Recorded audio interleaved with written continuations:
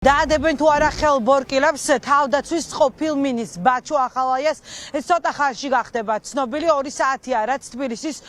კრიმინალური პოლიციის დეპარტამენტში იმყოფება გამოკითხვაზე ბაჩუ ახალაია შინაგან საქმეთა სამინისტრომ გაავრცელა ინფორმაცია გელა გელაძის უწყებაში ამბობენ რომ ხმის ნიმუში უნდა აუღონ საქართველოს თავდაცვის ყოფილ მინისტრს სავარაუდოდ უკავშირდება ხმის ნიმუშის აღება სწორედ იმ აუდიო ჩანაწერს რომელიც პროპაგანდისტური მედიით გავრცელდა და რომელზეც დადასტურებული არის რომ ხელოვნური ინტელექტის მიერ არის შექმნილი ბაჩუ ახალაიამ ამ ჩანაწერთან დაკავშირებით თქვა რომ არც ერთი ბგერაც კი მას არ ეკუთვნის ამ ჩანაწერში ისე რომ ბრალდება არ აქვს ბაჩუ ახალაიასთვის დაყენებული და სასამართლოსაც დამნაშავეთის გამოცხადებული არ აქვს ქართული ოცნება დაუბრუნდა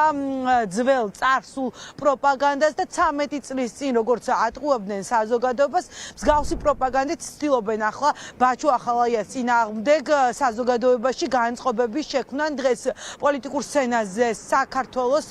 სადაო პარლამენტის თავმჯდომარე გამოჩნდა შალვა პაპუაშვილმა ისაუბრა ბაჩუ ახალაიასთან დაკავშირებით და ის ირწმუნებოდა რომ 4 ოქტომბრის დიდი შეკრების ერთ-ერთი ორგანიზატორი სწორედ თავდაცვის ყოფილი მინისტრი იყო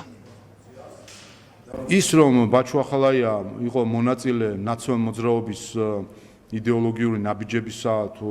ბოლო პერიოდში ნაბიჯებისა რომელიც დამხობის ორგანიზებას გულისხმობდა ამას მე მგონი ყველა ხედავდა ხედავთ bis მეუღლეს რომელიც აქტიური არის სოციალში ის თვითონ არ ჩანს მაგრამ მე მგონი არავის ეჭვი არ ეპარება რომ ის აღჟღერებს ზუსტად იმ სათქმელს რომელიც ბაჩუ ახალაიას აქვს რაც შეეხება მის იმას თუ რამდენად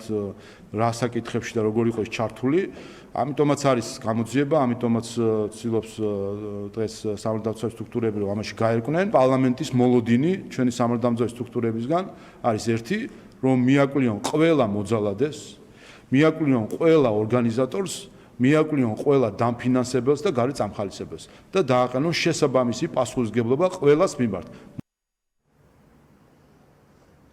ახლა საინტერესოა რა კითხვები ქონდათ ბაჩუ ახალაიასთან კრიმინალური პოლიციის თანამშრომლებს 2 საათია როგორც გითხარით ის კრიმინალური პოლიციის დეპარტამენტში იმყოფება ჩვენ ბუნებრივია ვრჩებით ადგილზე ველოდებით მოვლენების განვითარებას და მოვლენების განვითარების შესაბამისად ისევ დაგიბრუნდებით პირდაპირ ეთერში